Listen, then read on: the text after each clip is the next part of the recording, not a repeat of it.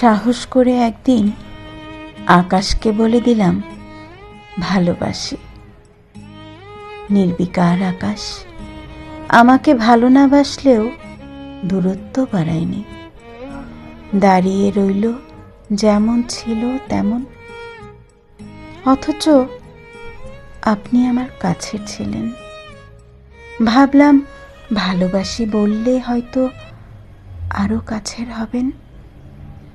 সেই ভাবনায় ভালোবাসি বলতেই দূরত্বের দেয়াল দাঁড় করিয়ে দিয়ে কাছের আপনি দূরের আকাশ হয়ে গেলেন। আকাশ তো তবুও আপন দূরত্বে স্থির, আপনি আকাশ থেকে দীর্ঘশ্বাস হয়ে গেলেন।